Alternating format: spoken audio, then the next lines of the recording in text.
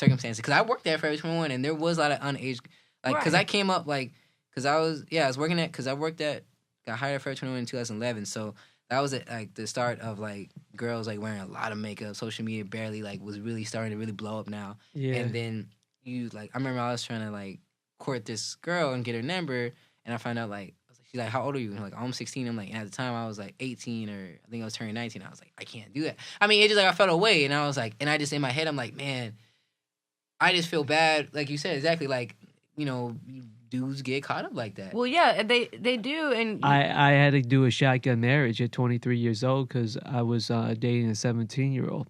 And at 23, man, I was a dumb 23. I'll be honest, man. I was not like bright 23-year-old. I was straight out of rehab, like just a dumb, shell of a person, barely learning social skills. Okay. So, I got the attention of this super bright, smart 17-year-old who had been with, probably more men than I had been with girls at the time.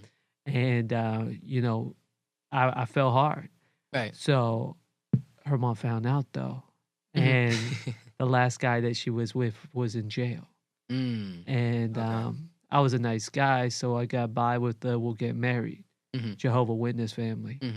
So, I'm not saying that what I did was, like, good.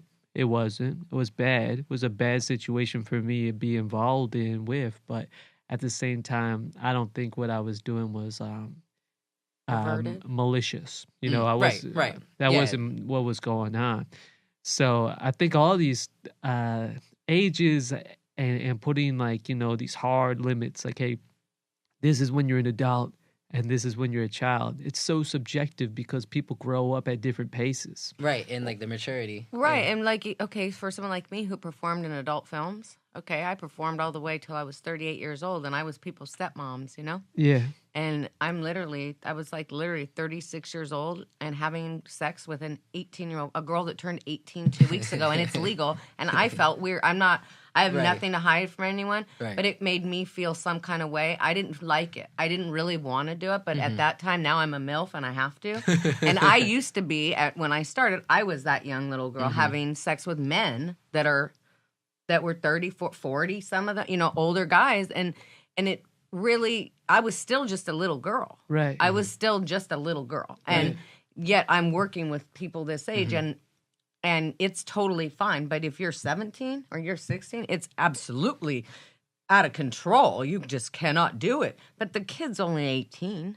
Right. The guys, so your minds are on the same level. When I had to work with those little girls, I shouldn't call them little girls. When I had to work with girls that were 18 when I was in my 30s, I'm 41 now. It was a very, I would be like, a kid, I mean... Yeah, it's two different mentalities. So that makes it weird. I mean, not weird, but for film and whatever, everybody signed up to do it. It's a different situation, but I still think it's a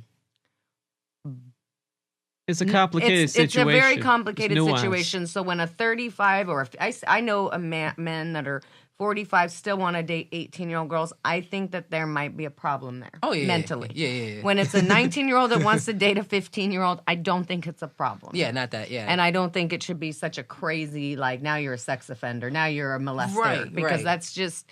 Like, wait a minute.